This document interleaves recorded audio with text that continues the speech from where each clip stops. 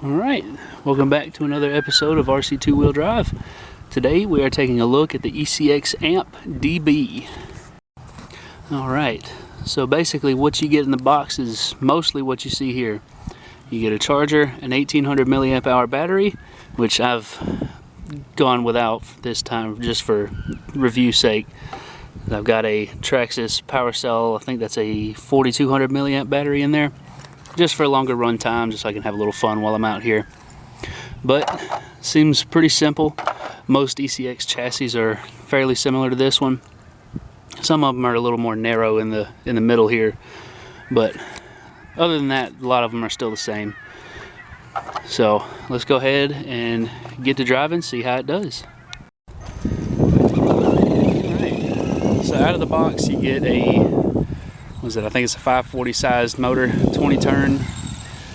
Has pretty good torque, decent speed. I mean, granted, for an ECX you're not going to get something crazy fast out of the box, but I think they're pretty fun, pretty stock. Ooh, I didn't mean to go that far. There we go. A lot of them are pretty durable. I've had a few accidents with some of my older ECXs where the steering links have popped off, but all it is you just pop it back onto that little ball joint and you're ready to go again. The axles, haven't had trouble with those being plastic. Granted, if you do add a little more power to it, then yes, they could break. But box stock, I think they're pretty fun for what they are. I think it's a terrific RC to start off with. Now, one sad thing about them is they are, as far as I'm aware, not selling these much anymore. But I managed to pick this one up on eBay, brand new, still in the box and everything, for I want to say a total of 180 bucks. About 160 for the car and $20 shipping. So I mean, it's not terrible,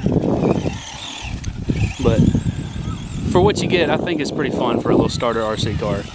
Because they're built well, they will last for a long time as long as you don't crash them into stuff all the time. And a lot of these are pretty easily modifiable as well. Because I've noticed you can fit a lot of, daggum, you can fit a lot of different parts on them that may not even be built for them. Which makes them a little fun to modify, to just have fun with. There's tons of aftermarket parts you can find on eBay. That's where I do most of my shopping, is on eBay. But pretty fun little cars, like I said. So yeah, I want to say it tops out at around maybe 20 miles an hour. I'll have to get my little speedometer thing on there.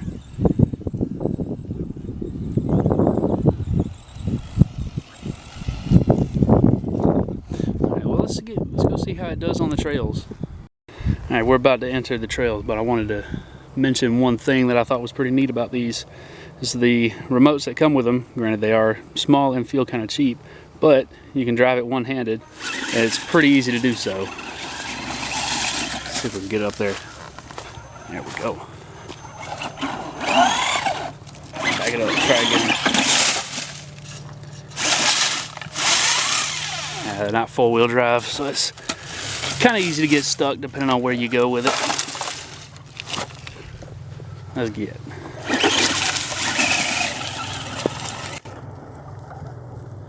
Try and keep up with it. This thing's got a little bit of speed on it.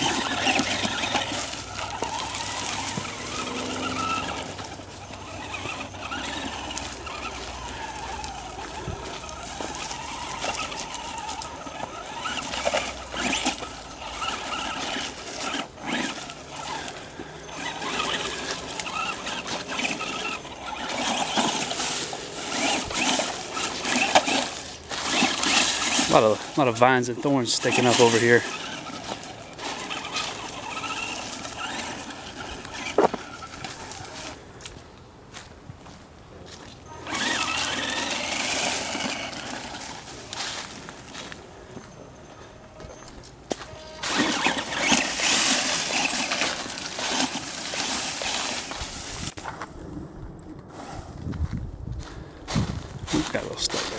Back it up.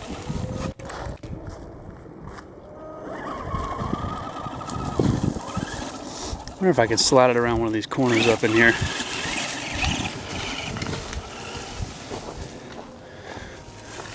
Like I was saying earlier, these are fantastic starter RCs.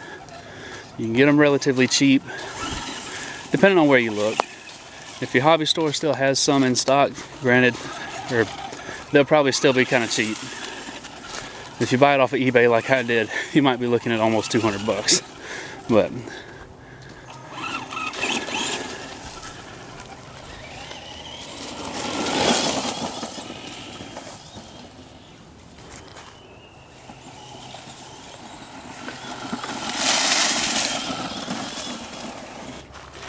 another notable feature I'd like to point out is this thing, with its larger tires than say a regular little track buggy, is pretty decent with thick terrain stuff like this. Looser, it's like loose stuff like these leaves, until it hits a stick. But for being a two-wheel drive buggy, I think it does terrific out here. A little difficult driving one-handed. Yeah, there's not a lot of places this can't go, except rock crawling. I don't think it's quite built for rock crawling, but I guess if you try hard enough, you could probably do it.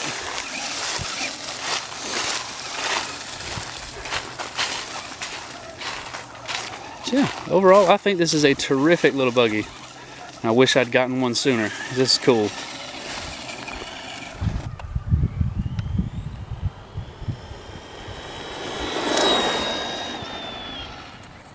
One more cool feature I'd like to point out about these is this one. I've had a hard time rolling it over. A lot of other cars, depending on how you drive it, you can flip them over fairly easy. This one, I have not been able to do that.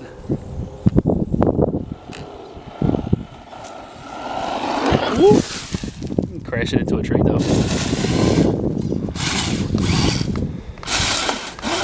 One moment. Little oopsie daisies on my part there. Whoops. But like I was saying, I've found it to be a little bit difficult to flip it over. It'll slide, but it will not flip. I wonder. Let's try going backwards and then turn it. Oh, lifted up the wheels there. Let's try it again here.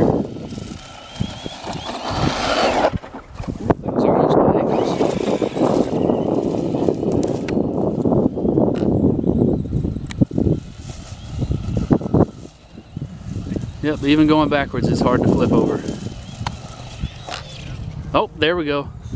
I think it's because I hit these little tracks in the grass here. Yep, that'll do that. But other than that, it's kind of hard to flip over. They're not that easy to break. They're not that easy to flip over. Fun little car to start out with. I think if you're in the market for a cheap RC car and your hobby store happens to have one, I would get it. I would get it as soon as possible. Solid car.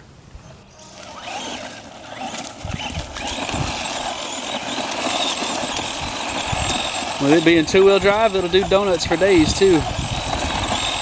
Oh yeah.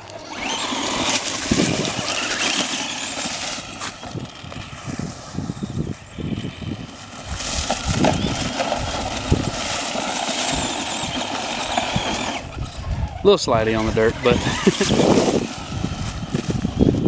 see if we can catch it, do a little jump here.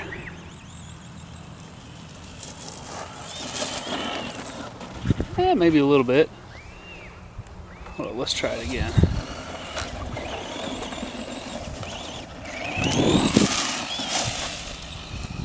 Yeah, I didn't get a good steep part of it. Right, come on.